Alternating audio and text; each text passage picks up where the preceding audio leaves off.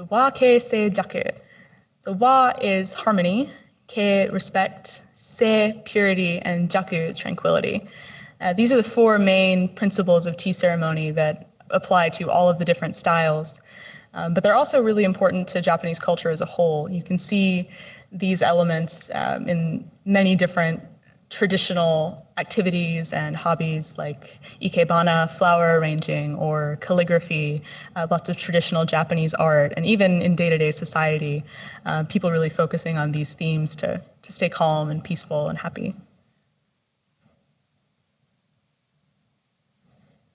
So wa, harmony.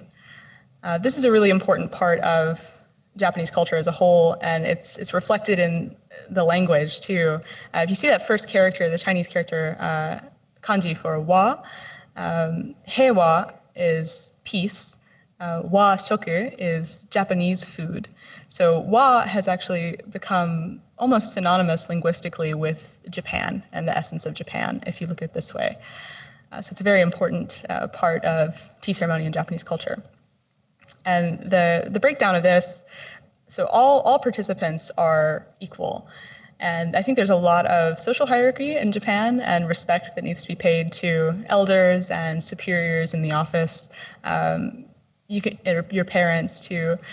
There's many elements of this in the way you behave, but in a tea house, everyone is together, everyone's working together to create a peaceful experience for each other.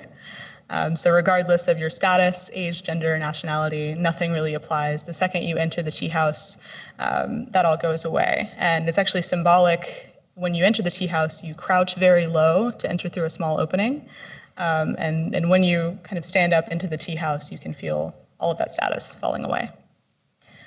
There's also some samurai age origins to this idea of harmony, of wa. Samurai used to always carry their swords on them, but if you would enter a tea house as a samurai, there was a special rack outside where you would leave your sword behind. So it's kind of a mutual agreement that there's no danger, even if you don't trust the person, even if you're, might be your enemy, then you're coming together for tea, and it's a time for peace and to put things aside. And that kind of applies nowadays to certain nuances of conversation topics that you'll have in the tea house. So even in the waiting area beforehand, you don't want to talk about things like politics, religion, anything that might ruffle feathers. You want to keep your conversation topics to the weather or the beauty of the Japanese gardens, things that will make you and your conversational partner feel at peace.